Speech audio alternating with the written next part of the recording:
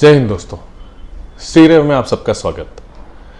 Car insurance और कैरावैन्स, ये एक ऐसा टॉपिक है जिस पे मैं भी खुद बहुत कम जानता हूँ, लेकिन मैंने सोचा कम से कम इस पर बात तो शुरू करते हैं। यूट्यूब पे जो मैंने ढूंढने की कोशिश की तो बहुत मेरे ख्याल से ना के बराबर वीडियोस हैं जो कैरावैन्स और उसके इंश्योरेंस के बारे में बात करते हैं।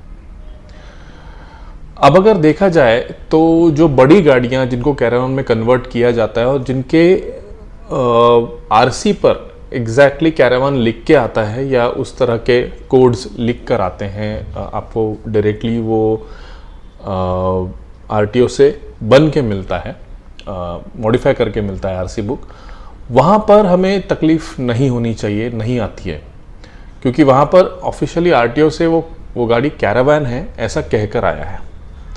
लेकिन जब हम सब 4 मीटर्स व्हीकल्स की बात करें, जैसे कि मेरे पास मेरी इको है, आप लोगों ने शायद देखा हो, अगर उसका वीडियो आप देखना चाहें तो मेरे चैनल पे है। और ऐसी जो गाड़ियां हैं, इको हो गया, कोई सेडान सेक्शन की गाड़ियां हो गई, इवन अभी हैचबैक सेक्शन की गाड़ियां हैं जिनको लोग कन्वर्ट करके एज ए कैंपर वैन या एक सेमी कैंपर वैन कह सकते हैं या स्मॉल कैंपर वैन कह सकते हैं, 1 या 2 लोगों के लिए उसको मॉडिफाई करने की कोशिश कर रहे हैं। लेकिन ये करते वक्त आरटीओ में उसकी कोई भी तरह की रजिस्ट्री नहीं होती है। मैंने खुद भी मेरी इको के लिए वैसा कोशिश किया, मैंने आरटीओ में बात की, तो ऐसा कोई प्रावधान नहीं है जिसके अंडर आपकी गाड़ी एज अ कैरावैन जो सब 4 मीटर की या छोटी गाड़ी है जिसमें कोई फ्लोर प्लान नहीं होता है, आप नहीं दिखा पा रहे हैं, तो ऐसी गाड़ियों के लिए कोई भी रजिस्ट्रेशन के ऑप्शंस अवेलेबल नहीं है अंडर एनी आरटीओ। अब इस वजह से जो कार इंश्योरेंस कंपनी है वो इंश्योरेंस तो देती है आपको, लेकिन वो देती है आपके स्टॉक गाड़ी, जो आपकी गाड़ी कंपनी से बनकर आती है उस पर आपको इंश्योरेंस मिलता है, तो उसमें जो भी सीट्स लग के आती हैं जो भी। लेकिन ये जो मॉडिफिकेशन हम कर रहे हैं, ये जो हम सीट्स चेंज करना या कोई मॉडिफिकेशन करना या चीज़ें हिलाना अपनी गाड़ी के अंदर, मैं बॉडी कट करने की या बॉडी के को अलग ठेस पहुंचाने की बात मैं नहीं कर रहा हूँ, या जो अपने एबीसी पिलर्स होते हैं उनमें किसी को डिस्टर्ब करने की बात नहीं कर रहा हूँ, मैं सिर्फ इंटीरियर चेंजेस की बात कर रहा हूँ। अब इन इंटीरियर चेंजेस के लिए कोई स्पेसिफिक लॉ भी नहीं है। एक सिंपल लॉ ये कहता है कि आपकी गाड़ी में जैसी स्टॉक सीट आई है वैसी आप लगा के रखिए। लेकिन आप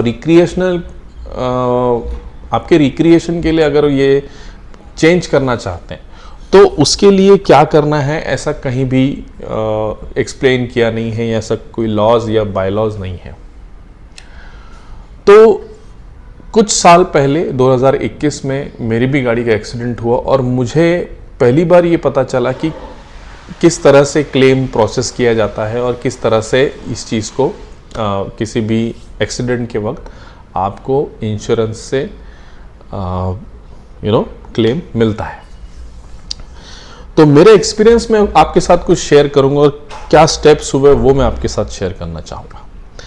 तो सबसे पहले तो आपके पास जैसा इंश्योरेंस है, अगर आपने थर्ड पार्टी लिया है तो थर्ड पार्टी सिर्फ होगा, आपकी गाड़ी का क्लेम नहीं होगा। तो कॉम्प्रिहेंसिव इंश्योरेंस के केस में आपको आपकी गाड़ी का रिपेयर जो है इंश्योरेंस कंपनी से उसका क्लेम मिलता है। सो उस केस में सबसे पहली जो सीडी है वो होती है सर्वे। सर्वे एक सर्वेयर करता है या एक सर्वेयर कंसल्टेंसी होती है वो करती है। नॉर्मली जो कंपनीज़ हैं, इंश्योरेंस कंपनीज़ हैं, उनके अंदर सर्टिफाइड या रजिस्टर्ड सर्वेयर्स होते हैं जो कि IRDAI के वेबसाइट पे रजिस्टर्ड रहते हैं। तो वो जो सर्वेयर्स हैं वो आपकी गाड़ी को आके पहले देखते हैं, उसका सर्वे किया जाता है। आपने समझो कोई जो गैराजेस हैं जिसके साथ टाइप्स है आपकी इंश्योरेंस कंपनी का, कोई भी इंश्योरेंस कंपनी हो आपकी, तो उस टाइप गैराज में आप गए या अपने शोरूम में आपकी गाड़ी ले गए और वहाँ पर आपका जो इंश्योरेंस का सर्वेयर है वो पहले आपकी गाड़ी देखता है। अब इसमें एक और छोटे सा जो मॉडिफिकेशन मैंने मेरी गाड़ी के बारे में देखा कि ऑनलाइन सर्वे भी किए जाते हैं, जो कि मुझे लगता है कि सही नहीं है। सर्वेयर ने खुद आकर गाड़ी का भी सर्वे करना चाहिए और कस्टमर से भी बात करनी चाहिए। कुछ केसेस में ये नहीं होता है, बहुत से केसेस में ये नहीं होता है। आप कहिए 99% ऐसा होता है कि आपकी और आपके सर्वेयर की सीधी मुलाकात नहीं होती है, जो मुझे लगता है कि कुछ केसेस में गलत भी है। ऑफ कोर्स वो मेरा ओपिनियन है। तो सर्वेयर जो होता है वो गैराज के जो मैकेनिक्स होते हैं, जो गैराज के सर्वे में हेल्प करने वाले जो मैकेनिक्स होते हैं, उनसे बात कर एक एस्टिमेट लेता है गैराज से कि आपकी गाड़ी में कितना खर्चा होगा, और उसके आधार पर वो आपका क्लेम को प्रोसेसिंग में आगे ले जाता है। अब इसमें दो चीज़ें हैं। अगर तो आपकी गाड़ी बिल्कुल नॉर्मल है, जैसी आपने खरीदी थी वैसी आप यूज़ कर रहे हो, तो वो गाड़ी सीधा सीधा जो आपका क्लेम है वो प्रोसेस हो जाता है और आपकी गाड़ी का रिपेयर शुरू हो जाता है। तो ये है कैशलेस वाला जो फंडा होता है। कोई भी क्लेम करते वक्त आप जानते हैं दो प्रोसेस होते हैं। एक तो है कैशलेस, जहां पर आप टाई अप गैराजेस में ही जाते हैं और डायरेक्टली कंपनी गैराज को पेमेंट कर देती है। आपको कुछ ही रुपए भरने पड़ते हैं, जैसे कि क्लेम्स प्रोसेसिंग फ़ी और कुछ कंज्यूमेबल आइटम्स की जो फीस रहती है उतना ही। छोटा सा बिल आपका भी आता है, समझ लीजिए इक्का दुक्का 3-4% 10% आपको भरना पड़ता है, बाकी सब डायरेक्टली इंश्योरेंस कंपनी से चला जाता है। दूसरा ऑप्शन किसी भी क्लेम में ऐसा है कि आपने कहीं काम करवा लिया, वहाँ से बिल लिया और फिर आपके वहाँ आपने खुद पेमेंट कर दिया और फिर आपके जो इंश्योरेंस है उसको ये बिल देकर उसे रियम्बर्स कराने की कोशिश की। तो एक हो गया ऑनलाइन, एक हो गया डायरेक्टली कैशलेस कैशलेस क्लेम, और एक हो गया रिबर्समेंट का क्लेम। सो हम कैशलेस क्लेम पे आ जाते हैं, जहां हमने आपको गाड़ी दे रखी है। अब जैसे मैंने कहा, एक बार एस्टिमेट आने के बाद उस पर भी सर्वेयर चेक करता है और उस चीज़ को सर्वेयर अप्रूव कर गैराज को कहता है कि आपकी गाड़ी प्रिपेयर करने के लिए शुरू की जा सकती है। उसे कहते हैं आपका अप्रूवल। क्लेम का एक अप्रूवल आता है। अप्रूवल आते ही गाड़ी आपकी ठीक होनी शुरू हो जाती है। जितने भी दिन गैराज में मैकेनिक्स को चाहिए वो लोग उतने दिन के लिए गाड़ी आपकी वहाँ रहती है, रिपेयर होता है और रिपेयर का जो भी खर्चा है वो सर्वेयर को भेज दिया जाता है। अब रिपेयर होने के बाद सर्वेयर ने एक और बार सर्वे करना है उस गाड़ी का, या फिर इंस्पेक्शन होता है उस गाड़ी का कि जो भी इन्होंने रिपेयर्स किए हैं वो सही है, अच्छे हैं, सही तरह से हुए हैं, जो बताए गए हैं वो रिपेयर्स हुए हैं या नहीं। और इसी के बाद वहाँ पर फाइनल अप्रूवल या फाइनल पेमेंट किया जाता है। मेरे केस में जब मैंने देखा कि मेरी जो इको है, हम जो किसी पर एक प्यार से कैंपर इको कहते हैं, उसका जब एक्सीडेंट हुआ और सर्वे वगैरह हुआ, तो पहले तो एक ऑनलाइन सर्वे हुआ, लेकिन उसके बाद मैंने जब सर्वेयर से मेरी बात हुई, आप सर्वेयर से बात कर सकते हैं, तो फिर आपको सर्वे का नंबर वगैरह मिलता है, सर्वेयर का आपको कॉल आता है। तो मैंने सर्वेयर से कहा कि आप प्लीज़ फिज़िकली उसे एक बार इंस्पेक्ट कर लीजिए, गाड़ी को एक बार सर्वे कर लीजिए और थोड़ा रिफाइन कीजिए आपके सर्वे रिपोर्ट को। तो उन्होंने किया, मेरे रिक्वेस्ट पर उन्होंने वो चीज़ की। ठीक है। अब इसके बाद उनका कहना था कि आपने आपकी गाड़ी के जो स्टॉक सीट है उसे मॉडिफाई किया है, राइट, आपकी कैंपर वैन या आपके रिक्रिएशनल पर्पस के लिए, जो कि लीगल नहीं है, राइट। अब मैं इस लीगल इलीगल की चर्चा में नहीं बढ़ना चाहूँगा, वो एक अलग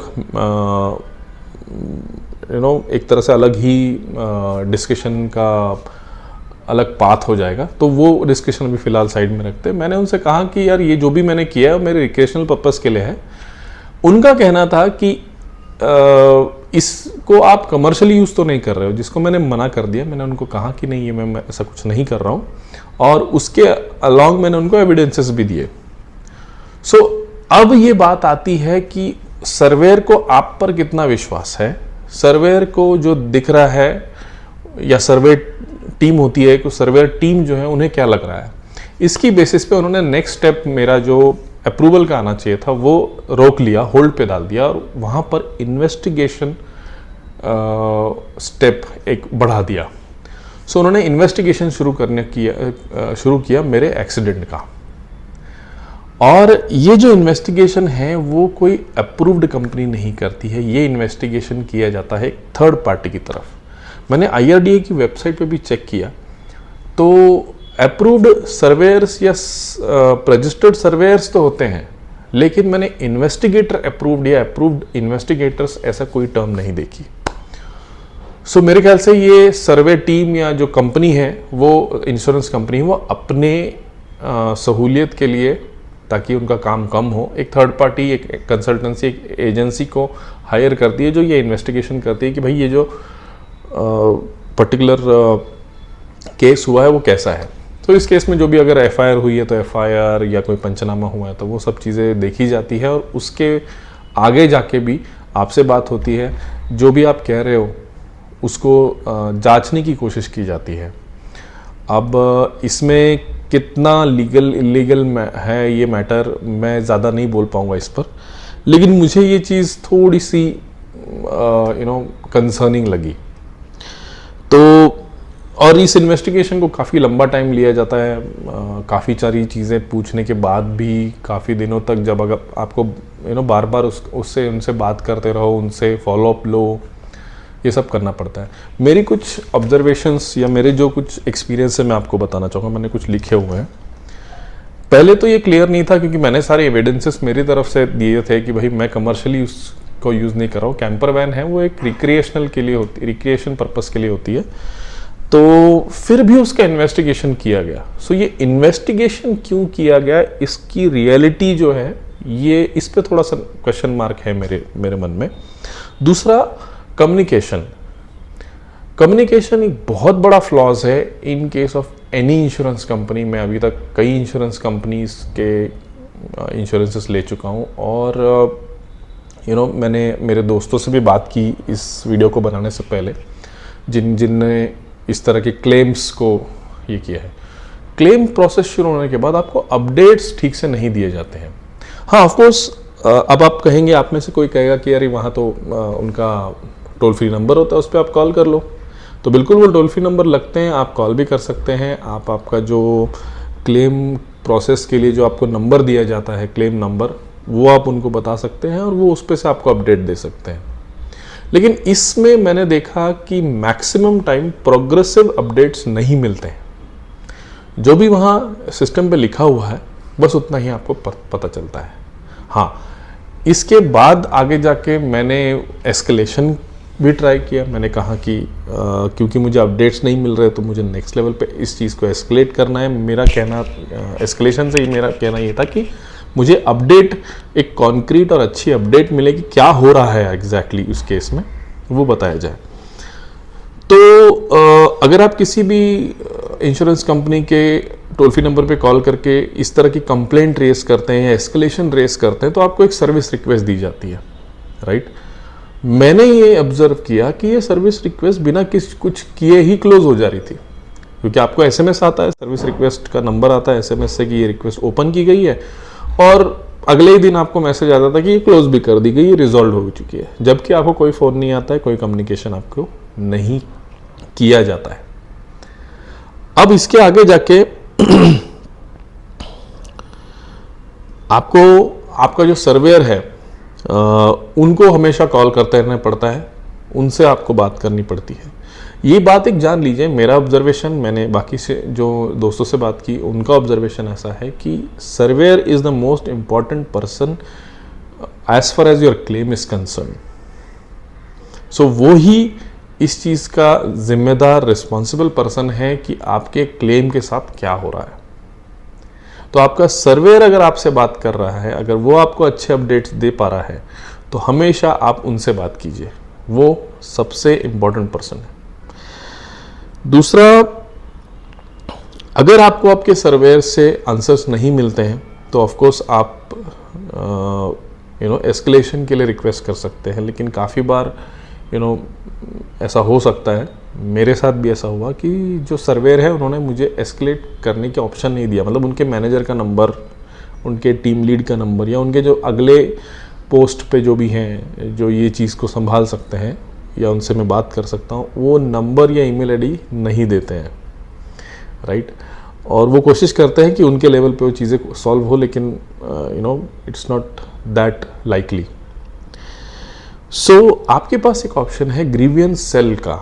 आप एक कंप्लेंट रेस कर सकते हैं उनके ग्रीवियंस सेल में, लेकिन उसके लिए भी काफ़ी टाइम लगता है। तो आपको एक बार कंप्लेंट रेस करने के बाद आपको हो सकता है कि उस ग्रीवियंस सेल से कॉल आए। सबसे पहले तो आपको ईमेल आता है, राइट, और उसमें लिखा रहता है कि 7 वर्किंग डेज या 5 वर्किंग डेज, 5 या 7 वर्किंग डेज के आसपास आप ये चीज़ को करने में लग जाएंगे। लेकिन इससे एक अच्छी चीज़ ये होती है कि आपको अपडेट्स आना शुरू हो जाते हैं। हो सकता है मेल पे आना शुरू हो जाए अगर आपके केस में कुछ इशू आ रहा है आपको। तो मेरे केस में ये हुआ कि ग्रीवियंस सेल से भी मुझे आसपास 10 दिनों तक कोई अपडेट नहीं आया, कि सिर्फ काम चल रहा है, ऐसे ही अपडेट्स आते रहे। तो मैंने एक और स्टेप आगे गया। IRDI की जो वेबसाइट है, मैं आपको बताऊं, उस वेबसाइट का नाम है बीमा भरोसा, bimabharosa.irdi.gov.in, और उनका एक टोल फ्री नंबर भी है जो उस वेबसाइट पे दिया हुआ है, 1-800-4254732। तो मैंने उनसे बात की और वहाँ पर एक कंप्लेंट रेस की। मैंने एक्चुअली उनको मेल किया, तो मेल में उन्होंने कंप्लेंट रेस करने के लिए जो रिक्वायरमेंट्स होती हैं वो पूछी। मैंने सारों का जवाब दिया। इन डिटेल जवाब देना है आपको, बहुत बारीकी से सारी चीज़ें समझानी है उस मेल में, और वो मेल आपको फॉरवर्ड करना है जैसे उन्होंने रिक्वायरमेंट मांगी है। और उसके बाद IRDI एक कंप्लेंट रेस करती है बीमा भरोसा जो आपका वेबसाइट है उस पर, और वो जो कंप्लेंट है वो एक्चुअली उसी ग्रीवियंस सेल को जाती है जिस पे आपने पहले बात की है। लेकिन अब उसका जो कहते हैं ना, एक तरह से एक लेवल या एक वजन बढ़ता है, बिकॉज वो IRDI से आई हुई कंप्लेंट है और आपकी चीज़ पे काम करना शुरू हो जाता है। सो गाइज, ये मेरा एक्सपीरियंस रहा। मैंने भी ये सारे स्टेप्स से मैं गुजरा और उसके बाद मुझे बताया गया कि मेरा अप्रूवल मुझे दिया गया और मेरी गाड़ी को रिपेयर करके इंश्योरेंस कंपनी ने उसके पैसे वगैरह दिए और मेरी गाड़ी मुझे वापस मिल गई। लेकिन इसमें एक बहुत इम्पॉर्टेंट बात ये थी कि मैं रेगुलर इंटरवल्स पे अपडेट्स मांगता रहा। मैंने रेगुलर इंटरवल, एक पर्टिकुलर इंटरवल के बाद कंप्लेंट रेस की और जो लास्ट स्टेप था वहाँ तक गया, सेकेंड लास्ट स्टेप, क्योंकि अगर आप बीमा भरोसा पे जो आपने कंप्लेंट रेस की उसका आपको अगर उत्तर सही नहीं आता है किसी कंपनी से, उसके आगे जाके आप ऑब्ड्समैन करके एक पोजीशन होती है आपके एरिया के हिसाब से, एक ऑब्ड्समैन नियुक्त होते हैं, एक अधिकारी होते हैं, उनसे भी आप बात कर सकते हैं। उनके पास भी आप इस कंप्लेंट के बारे में बात कर सकते हैं। वो एक लास्ट स्टेप होता है जहाँ पर आपको उत्तर मिल ही जाता है। सो कुछ ये चीज़ हो रही है कैरावैन्स के बारे में, जो मिनी कैरावैन्स हम बना रहे हैं।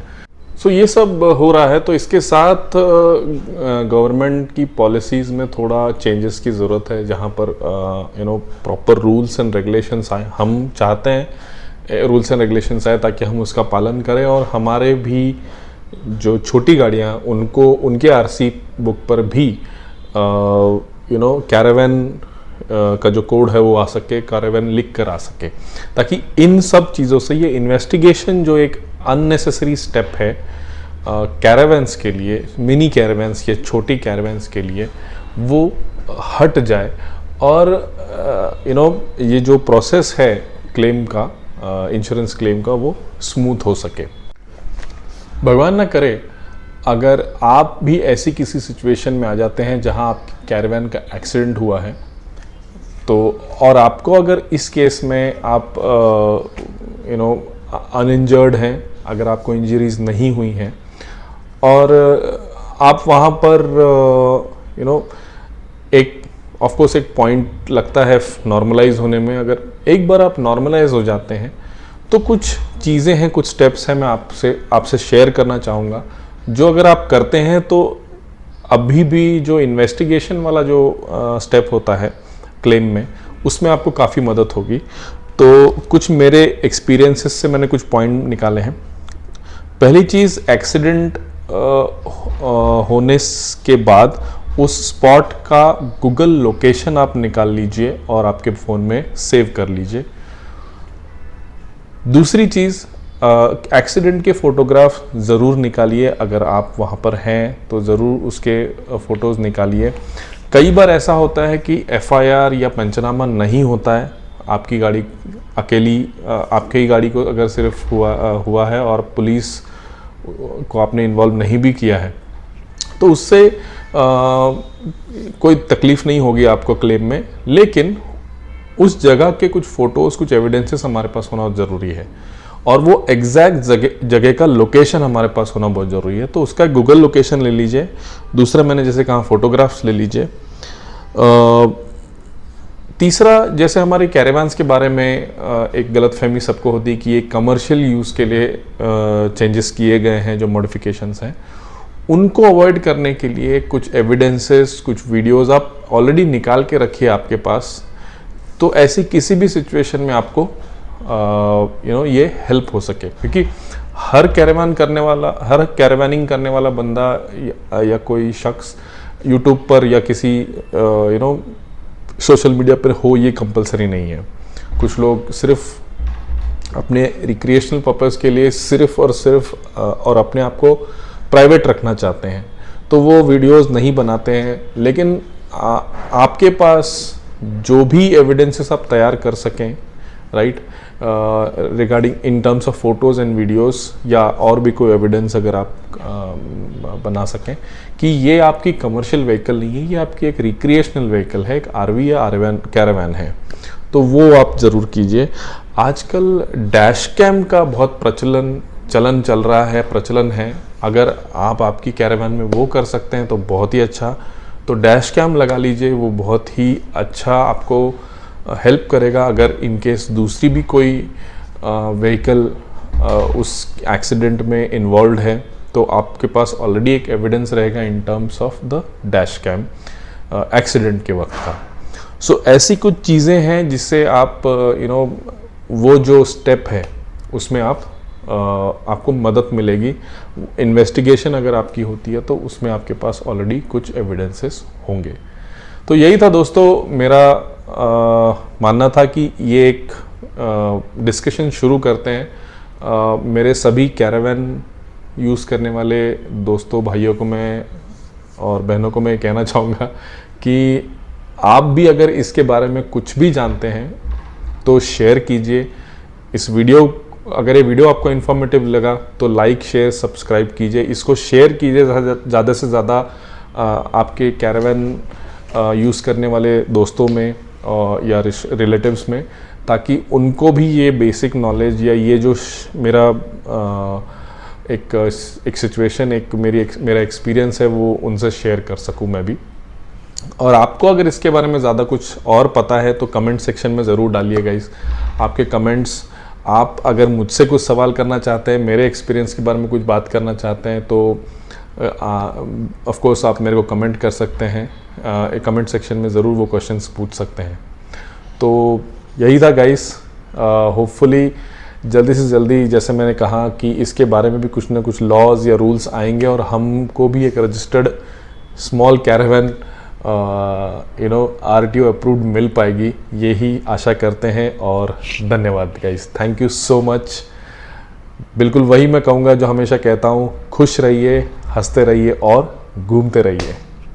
Thank you guys.